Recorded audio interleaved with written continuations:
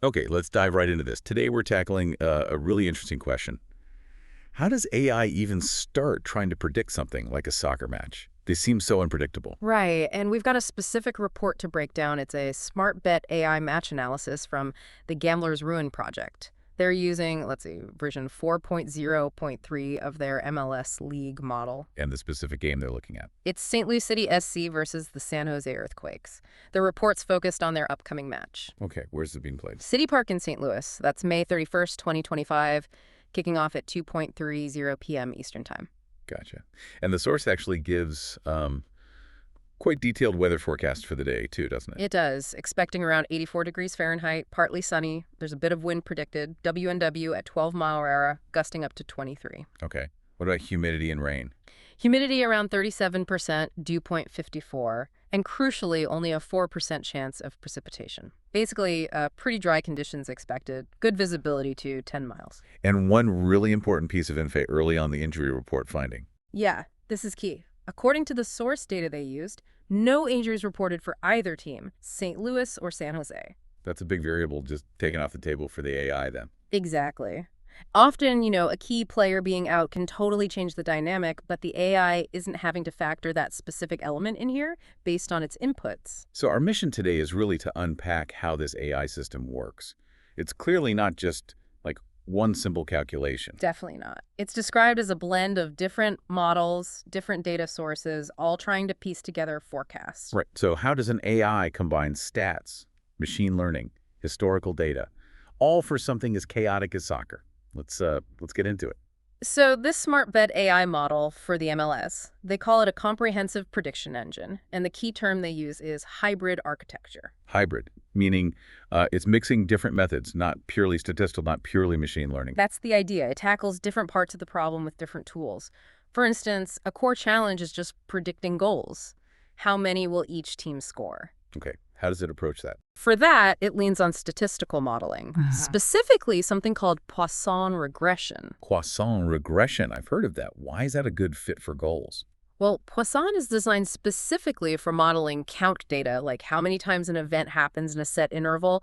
Goals in a 90-minute match fit that perfectly. Makes sense. Sorry. And what kind of information does this Poisson model use? What fuels it? The report says it considers recent form, offensive strength, defensive strength, obviously home advantage. Okay. It even looks at betting market odds, the injury situation, though, that's 0 here, and also team ELO ratings.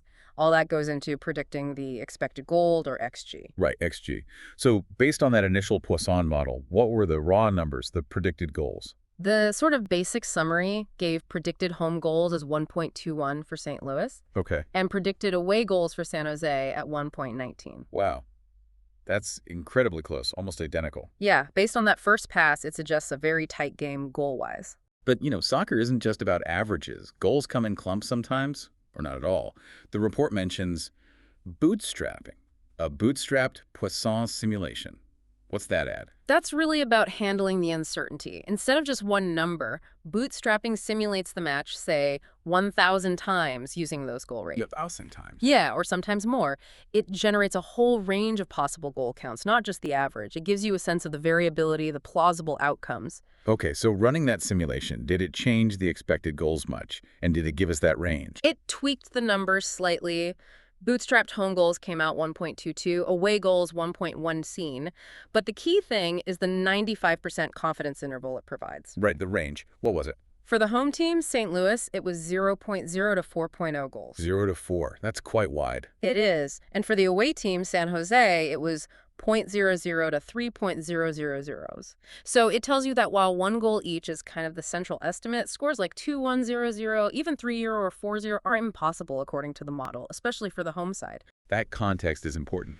Now, you mentioned ELO ratings going into the goal prediction. We hear ELO a lot, maybe in chess or gaming. How does it work for a team sport like MLS soccer? It seems more fluid. It is more fluid, and that's kind of the strength of ELO in sports. It's dynamic. It changes after every single match result. Oh, okay. So if you beat a highly rated team, your ELO goes up significantly. Yeah. If you lose to a lower rated team, yours drops more sharply. It constantly adjusts based on who you play and the result. And there's a K factor involved. Yeah, the K factor basically tunes how sensitive the rating is to recent results.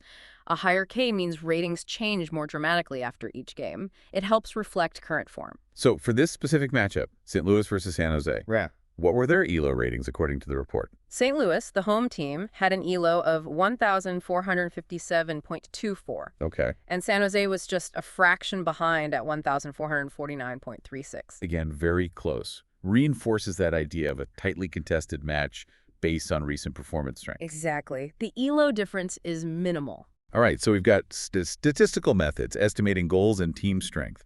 But then there's the ultimate question. Who wins? Win, draw, or lose? That feels like a different kind of prediction problem. It is, and that's where the report says the AI switches gears more towards machine learning classifiers. Classifiers, okay. These models are trained specifically to predict that final outcome category: home win, draw, or away win. They look for patterns in all the data, the stats, the ELO, maybe other engineered features. And the report mentions they use something called SMO, SEOTE. What's that for? SMOEAT. That addresses data imbalance. In soccer data, home wins might happen more often than draws or away wins. Right, that makes sense. If you just train a standard model on that unbalanced data, it might get biased towards just predicting home wins all the time because they're most common. SEOTE helps by synthetically creating more examples of the minority classes, the draws and away wins in the training data. So it levels the playing field for the training, makes the model better at spotting those less frequent outcomes. Exactly. It helps prevent the model from just ignoring draws or away wins. Okay, let's look at the specific ML classifiers mentioned in this report. First up, random forest. What's that and what did it predict? Random forest. It's an ensemble method itself, actually. It builds lots of individual decision trees during training and then combines their outputs, kind of like asking many simple predictors and taking their collective opinion. And its verdict for this match. The random forest result was a draw. Okay, one for draw. Next, XGBoost. XGBoost, extreme gradient boosting.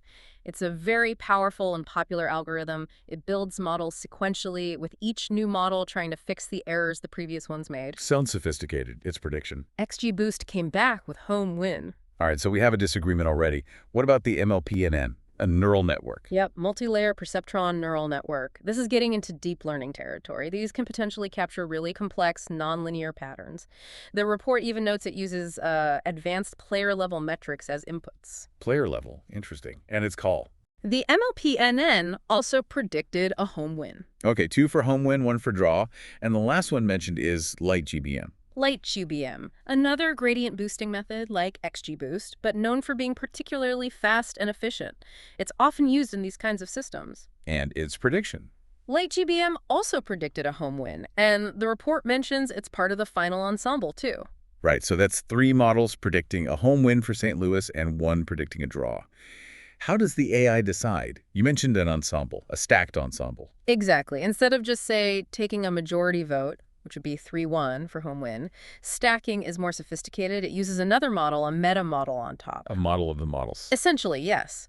This meta model is trained to learn from the predictions of the base models, the random forest, XGBoost, etc. It figures out which models are usually better under which circumstances, or how to weigh their predictions to get the most accurate combined result. So it's like a final judge who knows the strengths and weaknesses of the individual predictors. That's a good way to put it. It aims to be more accurate and more robust than any single model on its own by leveraging all of them intelligently. And what was the final verdict from this stacked ensemble? The ultimate classification. The stacked result, which is presented as the AI's main prediction for the outcome category, was home win. Okay, so the ensemble agrees with the majority of the individual classifiers. Home win for St. Louis. Correct. But we talked about uncertainty earlier with the goals. Soccer feels inherently probabilistic. That's where the Monte Carlo simulation comes in, right? What does that add? Precisely. The Monte Carlo step takes those predicted goal rates from the Poisson analysis and simulates the match thousands of times. The report says 10,000 times here. 10,000 simulations. Wow. Yeah. It's not just predicting the outcome, but mapping out the probability of all outcomes. It explicitly tries to model the randomness involved, a lucky deflection, a missed penalty, that kind of thing. It translates the goal expectancies into win-draw-lose probabilities. So after running those 10,000 simulated matches, what probabilities did it assign to a home win, a draw, and an away win? This is where it gets really interesting. The Monte Carlo results showed home win probability at 36.89%. Okay, highest probability, matching the stacked model. But look at the draw probability. Lo- 35.77%. Oh, that's incredibly close, almost identical to the home win chance. Exactly. And the away win probability was 27.34%.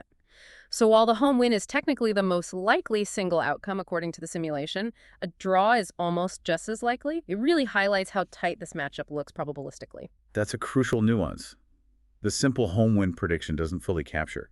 Does the simulation give likely scorelines too? Yes, it breaks that down as well. The most probable specific scoreline was 1-0 to St. Louis, the home team, at 12.44% probability. Okay.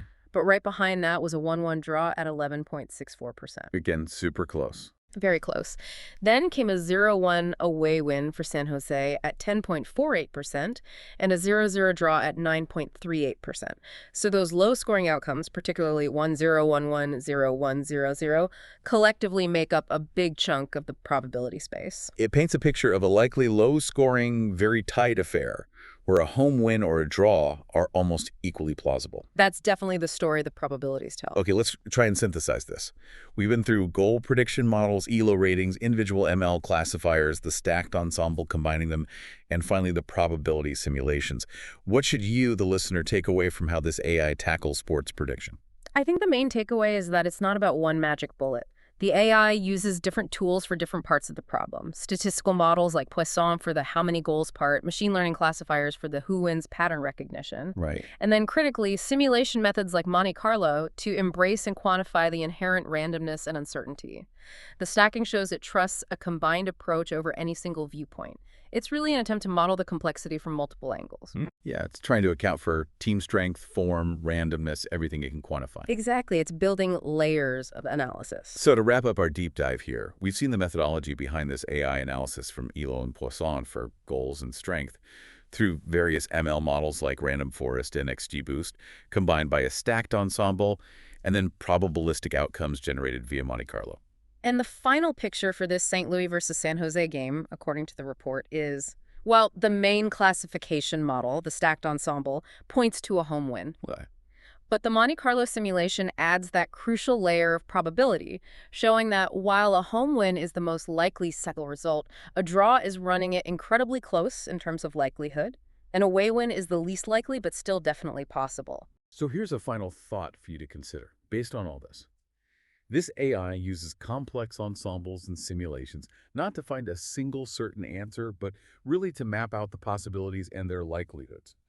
Does seeing this kind of approach, which tries to quantify the uncertainty itself, change how you think about predicting sports? It acknowledges the unpredictability right there in the output, the probabilities, the confidence intervals. It's less about being definitively right and more about understanding the range of what could happen, something to mull over.